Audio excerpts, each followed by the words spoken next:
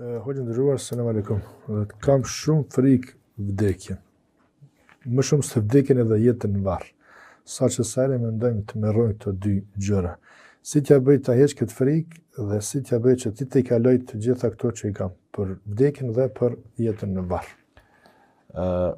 Është frikë e panevojshme, e paarsyeshme, përveç se një rast.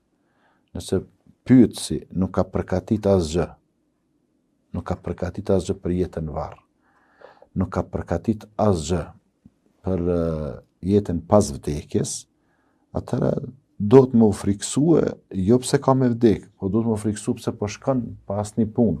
Dhe çka me bo? Me fillu më përgatit. Me u përgatit për vdekjen.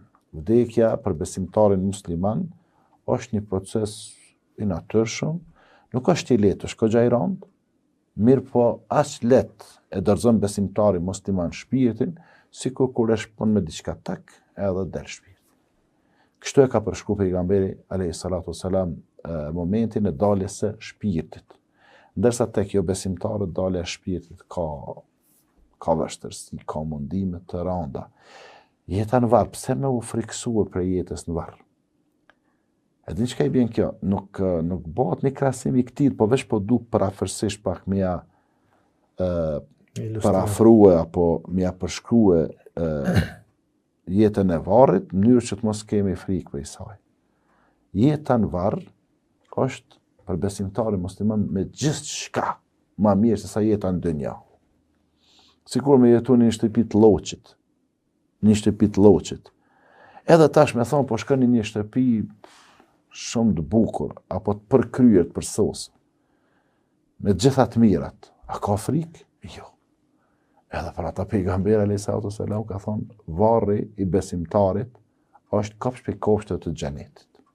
Varri i besimtarit musliman është kopsht për kopshteve të xhenetit. Pra Allahu ja shndërron atë varrin e thjesht, ja shndërron në një kopsht për kopshteve të xhenetit.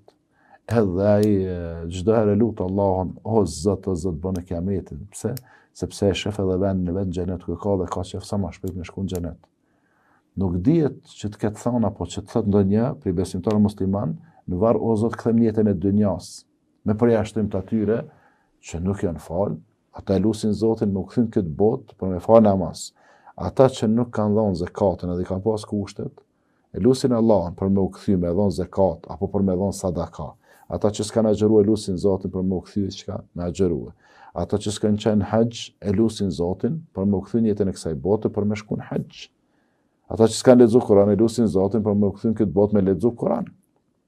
Pra, vetëm këtë raste, përndryshe nëse te i ke punë të mirë me Zotin, dije se ajo që po të pret është e pakrahasueshme në mirësi apo në bukuri me këto që i kemi prej të mira dhe prej gjërave të bukura në jetën e kësaj bote, kështu që një fjalë popullore thot, ai që tutet nuk tutet. Edhe kë nëse tutet let përgatitet edhe nuk tutet pastaj fare.